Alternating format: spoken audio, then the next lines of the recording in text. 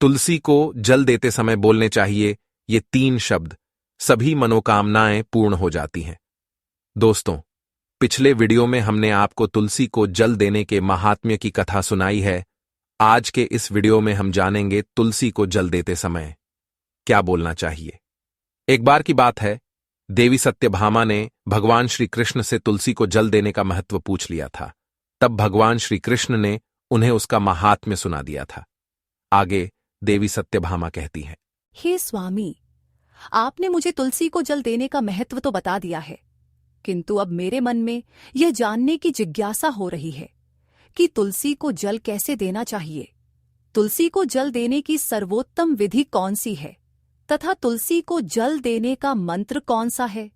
कृपया आप मुझे इन सभी प्रश्नों का उत्तर दे। तब भगवान श्री कृष्ण देवी सत्यभामा से कहते हैं, हे प्रिय, जिस प्रकार से मैंने तुम्हें तुलसी का महात्म्य सुनाया है, उसी प्रकार से तुलसी को जल देते समय बोले जाने वाले मंत्र का भी बड़ा महत्व है।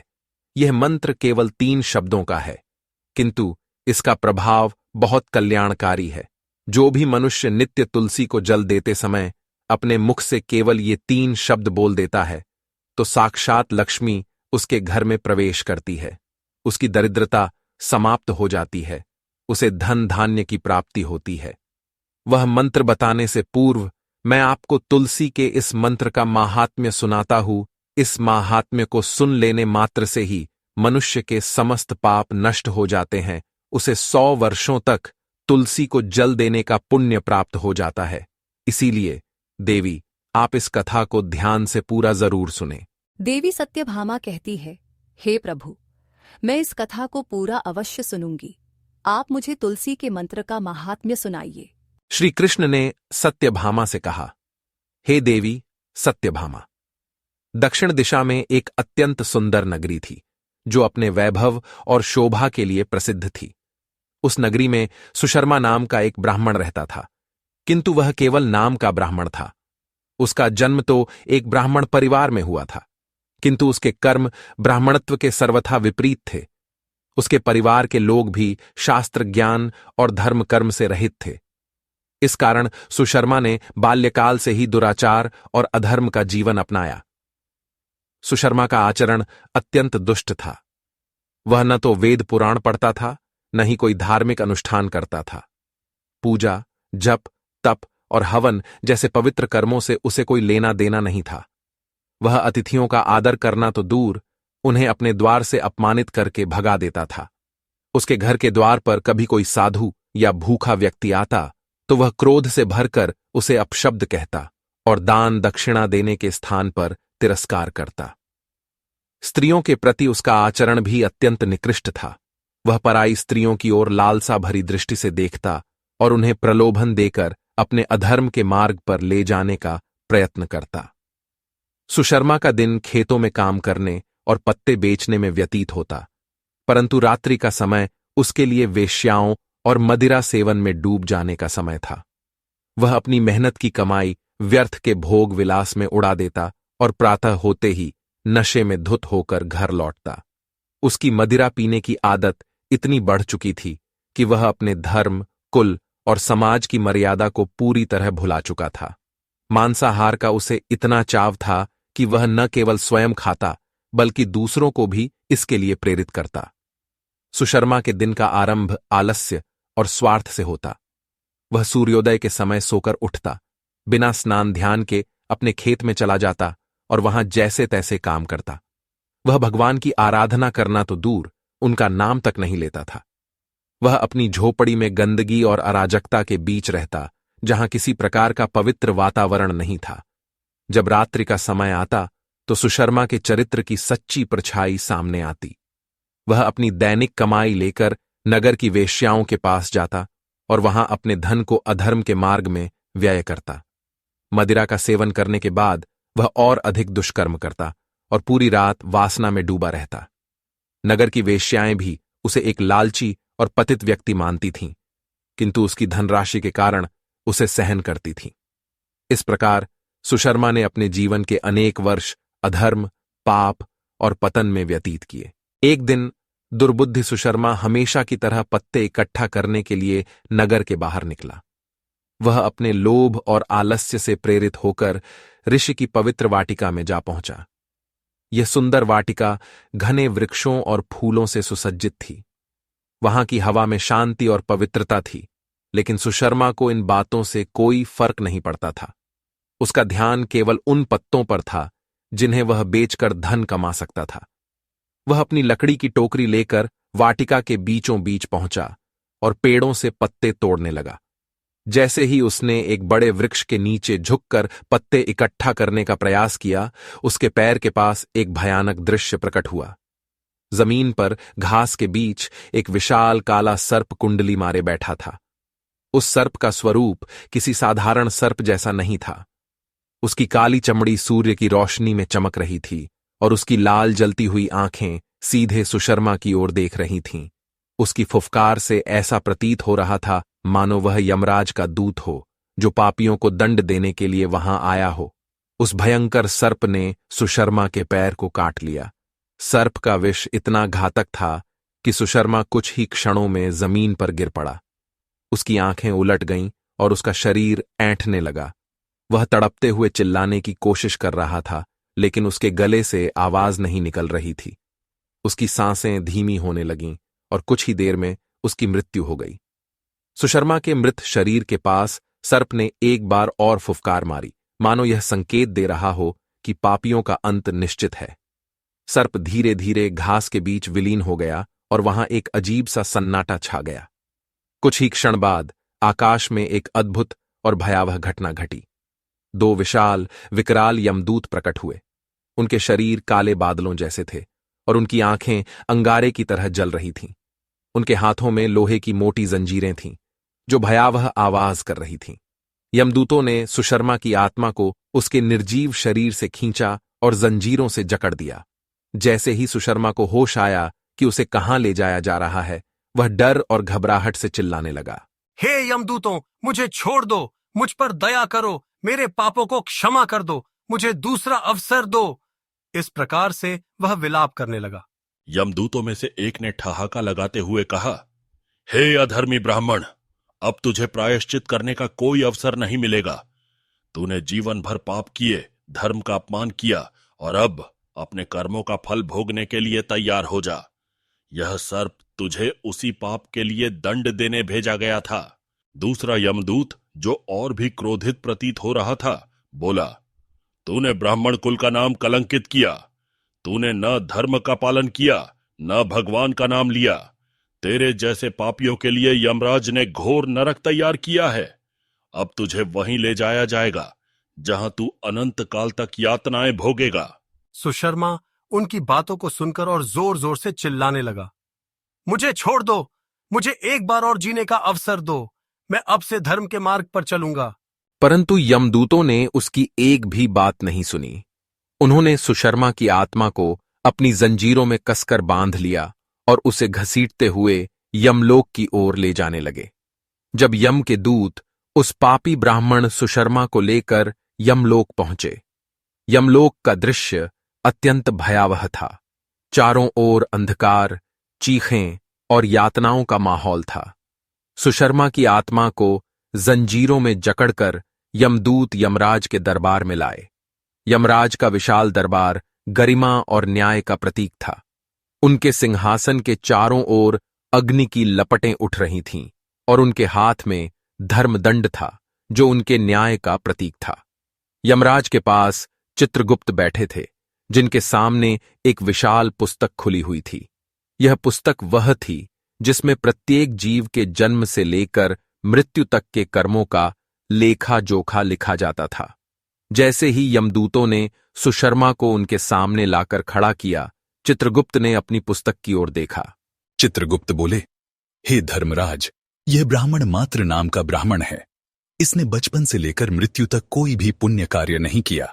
इसके जीवन में केवल पाप और अधर्म का समावेश रहा। यह न केवल धर्म का पालन करने में असमर्थ था, बल्कि दूसरों के लिए भी बाधा बना।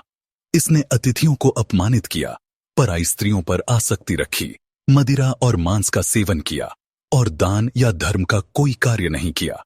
इसने अपने ब्राह्मणत्व का घोर अपमान किया है। इसने न तो भगवान का स्मरण किया न ही अपने कर्मों का कभी प्रायश्चित किया, यहां तक कि अपनी मृत्यु से पहले भी इसे पश्चाताप नहीं हुआ। यह व्यक्ति घोर पापों का भागी है, इसके लिए नरक के द्वार खुले हैं। यह सुनकर यमराज ने अपनी गंभीर आवाज में कहा, हे दूतों, यह घोर पापी ब्राह्मण, जिसने न केवल अपने जीवन को कलंकित किया बल्कि ब्राह्मण जाति की मर्यादा को भी नष्ट किया, अब अपने कर्मों का फल भोगेगा। इसे उठाकर नरक में ले जाओ और वहां की भयंकर अग्नि में धकेल दो। यह अनेक वर्षों तक यातनाएं भोगेगा और फिर इसे अगले जन्म में पशु योनि में भेजा जाएगा, जहां यह अपने पापों का दंड भोगेगा। यमदूतों ने धर्मराज की आज्ञा का पालन किया। उन्होंने सुशर्मा की आत्मा को जंजीरों में कसकर खींचा और नरक की ओर ले जाने लगे। सुशर्मा भय और पीड़ा से चिल्लाने लगा, लेकिन यमदूतों ने उसकी एक न सुनी। वे उसे घसीटते हुए नरक के द्वार पर लाए। नरक का दृश्य अत्यंत भयावह था।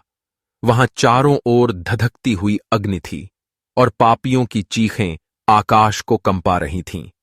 वहां की गंध और वातावरण ऐसा था कि किसी भी आत्मा को कांपने पर विवश कर दे।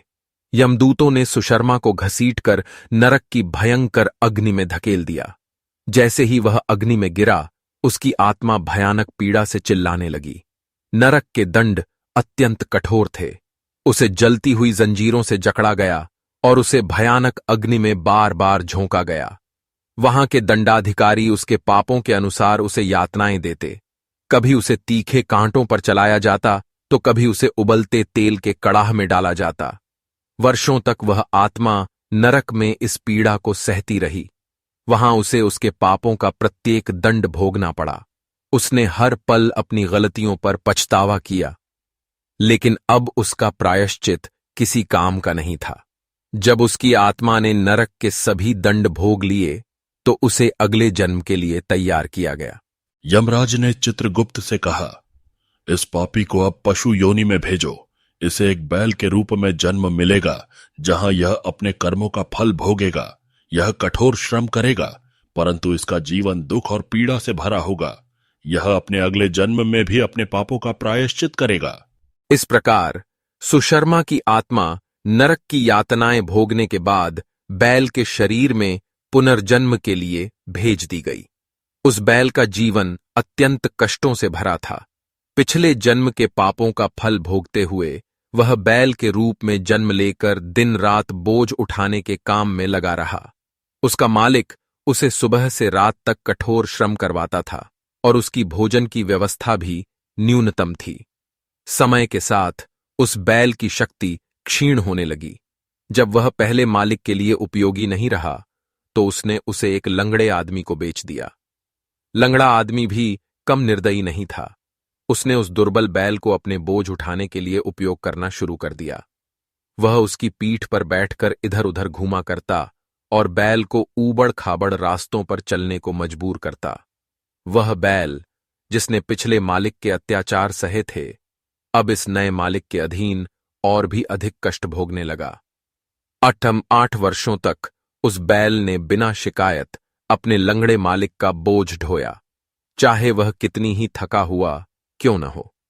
फिर एक दिन लंगड़ा आदमी बैल की पीठ पर बैठकर एक ऊंचे पर्वत पर चढ़ने का प्रयास करने लगा। यह पर्वत सीधा और कठिन रास्तों से भरा था। बैल की कमजोर टांगें और दुर्बल शरीर इस काम के लिए उपयुक्त नहीं थे, लेकिन उसे अपने स्वामी की आज्ञा माननी पड़ी। जैसे जैसे वह चढ़ाई करता गया, उसकी सांसें तेज होने लगीं। उसकी आंखों के सामने अंधेरा छाने लगा और उसके पैर लड़खड़ाने लगे। बहुत देर तक चढ़ने के बाद जब बैल की सारी शक्ति समाप्त हो गई तो वह अचानक जोर से मूर्छित होकर जमीन पर गिर पड़ा। उसकी सांसें धीमी पड़ने लगीं और वह अपनी अंतिम घड़ियां गिनने लगा। इस दृश्य को देखकर वहां खड़े कुछ लोग पास आ गए। वे बैल की दुर्दशा देखकर द्रवित हो गए। उनमें से कुछ ने बैल के मुख में पानी डालने का प्रयास किया ताकि वह थोड़ा राहत महसूस कर सके। उन्हीं लोगों के बीच एक पुण्यात्मा व्यक्ति खड़ा था। उसने बैल की पीड़ा को देखकर सोचा कि इसका जीवन अत्यंत कष्टकारी रहा है और इसे मुक्ति पाने का कोई अवसर नहीं मिला। उसने बैल के कल्याण के लिए अपने अर्जित पुण्य को उस बैल को समर्पित कर दिया। उसके इस कार्य को देखकर अन्य लोग भी प्रेरित हुए। वे अपने अपने पुण्य को याद करने लगे और उसमें से कुछ अंश उस बैल के कल्याण के लिए समर्पित करने लगे। उस भीड़ में एक स्त्री भी खड़ी थी जिसका नाम चंद्रलेखा था। चंद्रलेखा एक वेश्या थी, लेकिन उसके हृदय में दया और करुणा का भाव था। जब उसने देखा कि सभी लोग अपने पुण्य इस निरीह प्राणी को दे रहे हैं, तो उसने भी अपने जीवन के पुण्य को उस बैल के लिए समर्पित करने का निश्चय किया। चंद्रलेखा ने हाथ जोड़कर कहा, हे भगवान, मैंने अपने जीवन में अनगिनत पाप किए होंगे, लेकिन मेरे द्वारा किया गया जो भी थोड़ा सा पुण्य है वह मैं इस बैल को अर्पित करती हूँ। कृपा कर इसे इस कष्टप्रद जीवन से मुक्ति प्रदान करें। फिर सभी लोग वहां से चले गए। जब उस बैल की अंतिम सांसें थम गईं, तो वहां एक अद्भुत दृश्य प्रकट हुआ। अचानक यमलोक के दूत वहां प्रकट हुए।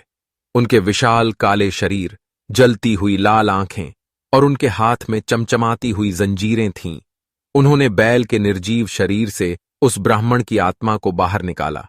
आत्मा अब अपने पिछले कर्मों के बंधन में जकड़ी हुई थी और भयभीत होकर यमदूतों के सामने कांप रही थी। यमदूतों ने आत्मा को जंजीरों में बांधा और उसे खींचते हुए यमलोक की ओर ले जाने लगे। यमदूतों ने उस आत्मा को यमराज के सामने खड़ा कर दिया। चित्रगुप्त ने अपनी पुस्तक से उस ब्राह्मण की समस्त जन्मों की सूची देखनी शुरू की। वे उसकी पापमय जीवन गाथा पढ़ने लगे। चित्रगुप्त ने गंभीर स्वर में कहा, हे धर्मराज, इस ब्राह्मण ने अपने पिछले कई जन्मों में केवल पाप ही किए हैं। उसने अधर्म, चोरी, पराई स्त्रियों के साथ दुर्व्यवहार, मदिरापान और मांसाहार जैसे अनेकों घोर पाप किए। लेकिन जैसे ही चित्रगुप्त ने आगे का लेखा देखा, वे चौंक गए। उनका मुख आश्चर्य से भर गया। उन्होंने यमराज से कहा, हे धर्मराज, यहां कुछ अद्भुत हुआ है।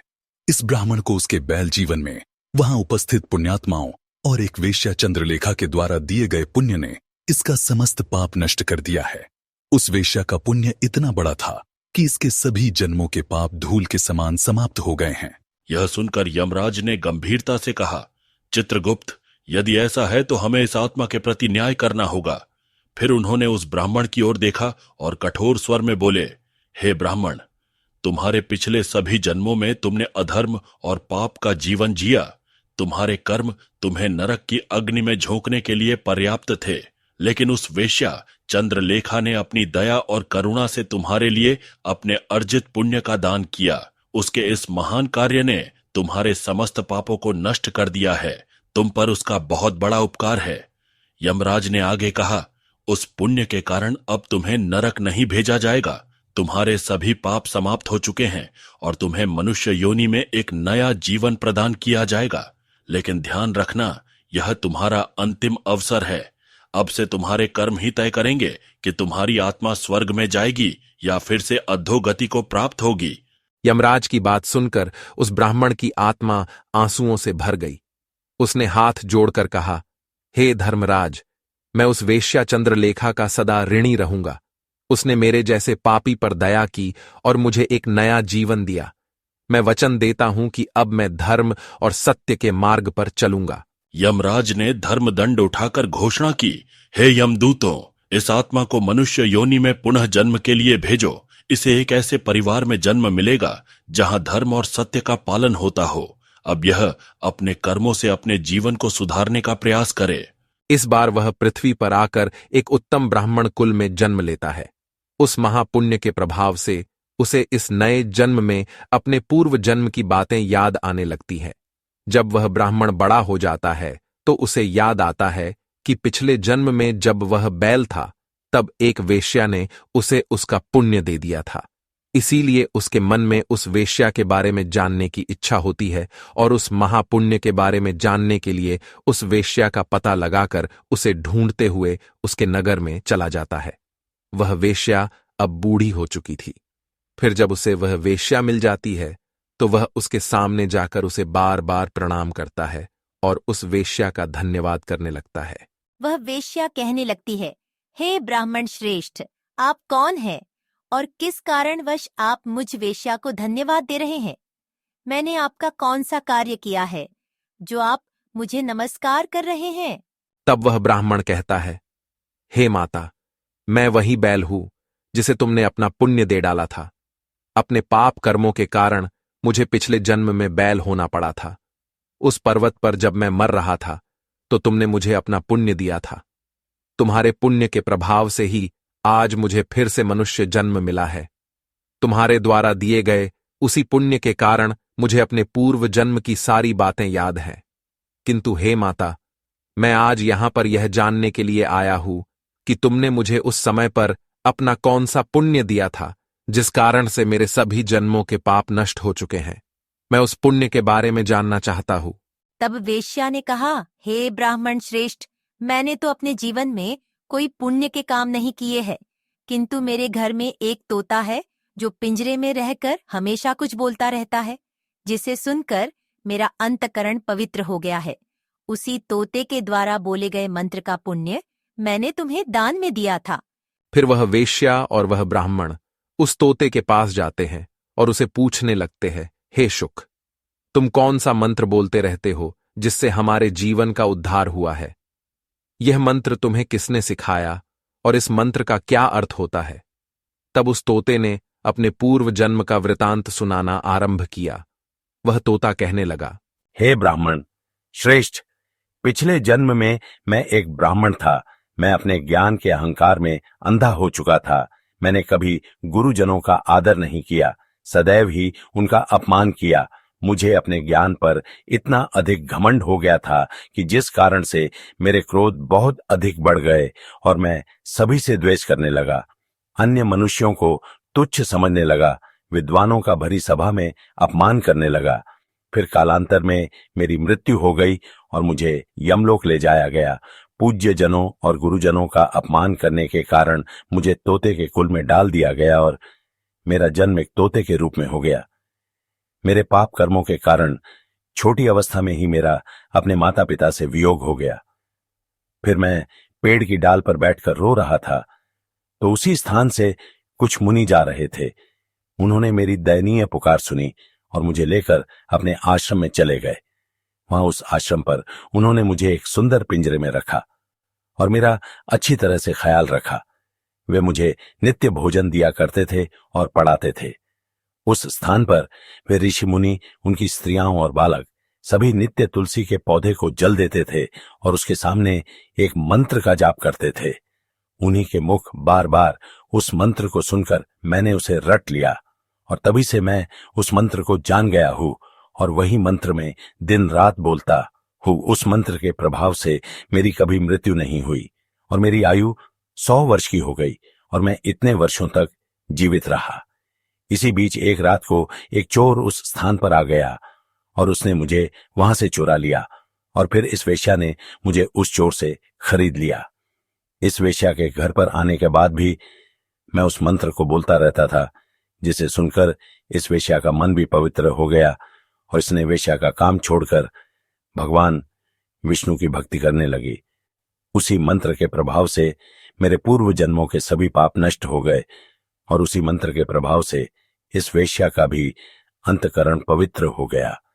हे ब्राह्मण देवता, उसी मंत्र के पुण्य से आप भी पाप मुक्त हो गए हैं। इस प्रकार से तोते ने उस ब्राह्मण को और उस वेश्या को सारा वृतांत सुना दिया, जिसे सुनकर वह ब्राह्मण और वेश्या दोनों ही अत्यंत प्रसन्न हुए और फिर वे दोनों ही नित्य तुलसी को जल देकर उस मंत्र का जाप करने लगे।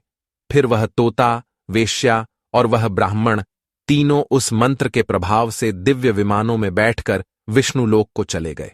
श्री कृष्ण कहते हैं, हे देवी सत्यभामा, देखा आपने, केवल तुलसी के इस मंत्र के प्रभाव से उस तोते के, उस वेश्या के और उस ब्राह्मण के सभी पाप नष्ट हो गए हैं। इसीलिए प्रत्येक मनुष्य को रोज तुलसी को जल देते समय इस एक मंत्र का उच्चारण अवश्य करना चाहिए। हे देवी, वह मंत्र इस प्रकार है, इसे तुम ध्यान से सुनो। ओम वृंदा वणये स्वाहा, ओम वृंदा वणये स्वाहा। श्री कृष्ण कहते हैं कि जो भी स्त्री नित्य तुलसी के समक्ष इस मंत्र का उच्चारण करेगी वह सौभाग्यशाली बनेगी। जो भी पुरुष तुलसी के सामने इस मंत्र का उच्चारण करेगा उसे अक्षय धन की प्राप्ति होगी। जिस घर के सामने नित्य तुलसी की पूजा की जाएगी उस घर में साक्षात लक्ष्मी का वास होगा। तुलसी का यह मंत्र मंत्रराज कल्पतरु है। ये समस्त फलों को प्रदान करने वाला है। अतः जो भी तुलसी के सामने इस मंत्र का उच्चारण करेगा उसे संपूर्ण सिद्धियां प्राप्त होगी। स्त्रियों को सदैव ही स्नान करके, अपने बाल बांधकर, मांग में सिंदूर भरकर नित्य तुलसी को जल देना चाहिए और इस मंत्र का उच्चारण करना चाहिए। रोज तुलसी के पौधे की परिक्रमा करनी चाहिए। इससे सभी दोष नष्ट हो जाते हैं। नित्य शाम के समय तुलसी के पास दीपक जलाना चाहिए और तुलसी के पास बैठकर भगवान विष्णु की आराधना करनी चाहिए। तुलसी के पास दीपक जलाने से मनुष्य को धन धान्य की प्राप्ति होती है। हजारों अमृत के घड़ों से नहलाने पर भी श्री हरि को उतनी तृप्ति नहीं होती जितनी वे मनुष्यों के द्वारा तुलसी का एक पत्ता चढ़ाने से प्राप्त करते हैं। 10,000 गाय के दान से मानव जो फल प्राप्त करता है, वही फल तुलसी पत्र के दान से पा लेता है। जो मृत्यु के समय अपने मुख में तुलसी पत्र का जल पा जाता है, वह संपूर्ण पापों से मुक्त होकर श्री कृष्ण के धाम जाता है। श्री कृष्ण कहते हैं, पूर्णिमा, अमावस्या, द्वादशी और सूर्य संक्रांति के दिन, मध्याह्न काल, रात्रि और अशौच के समय तेल लगाकर, बिना स्नान किए अथवा बिना हाथ पैर धोए, रात्रि के वस्त्र पहनकर तुलसी के पत्र तोड़ता है, वह महापापी होता है। श्राद्ध, व्रत, दान, प्रतिष्ठा तथा देव पूजा के लिए तोड़े हुए तुलसी पत्र बासी होने पर भी 3 रात्रि तक पवित्र ही रहते हैं। तुलसी का एक एक पत्ता न तोड़कर पत्तियों के साथ अग्रभाग को तोड़ना चाहिए। तुलसी की मंजरी सब फूलों से बढ़कर मानी जाती है। मंजरी तोड़ते समय उसमें पत्तियों का रहना भी आवश्यक माना गया है। पूज्य भाव से पौधे को हिलाए बिना तुलसी के अग्रभाग को तोड़ना चाहिए। इससे पूजा का फल लाख गुना बढ़ जाता है। तुलसी के पत्तों को कभी नाखून से नहीं तोड़ना चाहिए, इससे पाप लगता है। रात्रि में तुलसी के पौधे को स्पर्श ना करे अथवा उसके पत्ते ना तोड़े, ऐसा करना अशुभ माना गया है। रात्रि में तुलसी का पौधा निद्रा अवस्था में होता है, ऐसे में पत्ते तोड़ने पर पाप ही लगता है। गुरुवार के दिन तुलसी के पौधे में थोड़ा सा कच्चा दूध अर्पित करें। दूध चढ़ाते समय ओम नमो भगवते वासुदेवाय इस मंत्र का जाप अवश्य करना चाहिए। तुलसी के पौधे के पास शालिग्राम रखे और उस पर तिल चढ़ाए। पूजा में तुलसी और शालिग्राम को दूध में भीगी हल्दी का तिलक अवश्य करे। शालिग्राम पर तुलसी पत्र रखकर चंदन लगाना चाहिए। अगर कोई महिला मासिक धर्म से है तो वह तुलसी की पूजा न करे। मासिक धर्म के दौरान तुलसी को स्पर्श करने से घोर पाप लगता है, इससे स्त्री की दुर्गति होती है। तो दोस्तों, इस प्रकार से भगवान श्री कृष्ण ने देवी सत्यभामा को तुलसी को जल देने के मंत्र का महात्म्य सुनाया है। यह कथा आपको कैसी लगी कमेंट करके अवश्य बताएं। अगर यह जानकारी अच्छी लगी तो वीडियो को लाइक जरूर करें। कमेंट में जय श्री कृष्ण, जय मां तुलसी जरूर लिखें। साथ ही चैनल को सब्सक्राइब करें। आप सभी का धन्यवाद।